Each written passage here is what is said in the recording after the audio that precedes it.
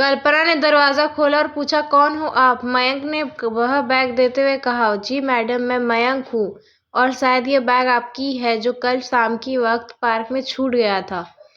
मुझे बैग में डॉक्टर की पर्ची मिला था तो डॉक्टर से आपकी पता पूछकर यहाँ तक आया। कल्पना ने कहा, हाँ हाँ, ये बैग मेरा ही है जो मुझसे कल खो गया था और कल से मैं ये बैग को लेकर बहुत ही परेशान था। यह कहते हुए मयंक को घर के अंदर बुलाया और बैग लौटाने के लिए कल्पना ने मयंक को धन्यवाद कहा। मयंक ने कहा, आज नहीं, कभी दूसरे दिन आऊँगा।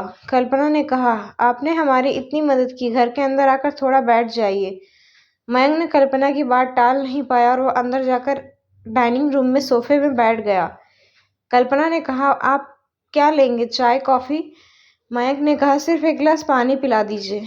कल्पना ने मयंक को गिलास पानी दिया और पानी पीकर मयंक ने वहाँ से चला गया और वो सीधा अपने कंपनी में चला गया। एक हफ्ता बाद मयंक ने रविवार को वही पार्क में घूमने के लिए गया और इत्तेफाक से कल्पना उसे वही पार्क में मिल गई। कल्पना ने मयंक को देखकर उनसे मिलने के लिए आई और कहा, पहचान रहे हो, मैं कल्पना हूँ। मयंक ने कहा, अरे हाँ मैडम, आप कैसी हो और आपकी बेटी कैसी है? कल्पना ने कहा, हाँ मैं ठीक हूँ और मेरी बेटी भी ठीक है। दरअसल आज मैं अपनी बेटी को पड़ोस के घर में रखकर डॉक्टर से मिलने के लिए आई थी। मयंक ने कहा, अच्छा, और फिर दोनों में बहुत बातें हुई। वह दोनों बहुत ही जल्दी एक दूसरे के दोस्त बन गए थे।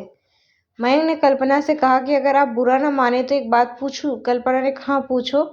मयंक ने कहा, आप हर रविवार को डॉक्टर के पास जाती हो, क्या बात है, कोई बीमार है?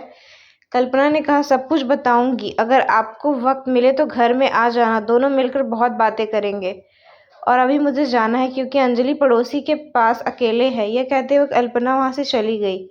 मयंक ने कुछ दिन बाद ही कल्पना के घर में गया। आपको बता दूं कि कल्पना दिखने में बहुत ही खूबसूरत थी। मयंक ने कल्पना को पसंद करने लगा था। कल्पना ने घर के दरवाजे खोला और मयंक को बैठने को कहा। वह दोनों बातें करते करते जब एक दूसरे के बारे में जानने के लिए पूछा तो पहले मयंक ने अपने बारे में सारी बातें बताई। मयंक की सारी बातें सुनने के बाद कल्पना ने कहा, मैं इस फ्लैट में मैं और मेरी बेटी अंजलि दोनों रहते हैं और मैं एक ऑफिस जॉब करती हूँ।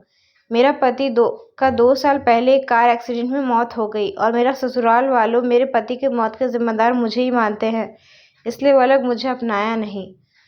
तब से हम दोनों यहाँ अकेले ही रहते हैं और मेरा अपना माता पिता ही मुझसे कोई संपर्क नहीं करता।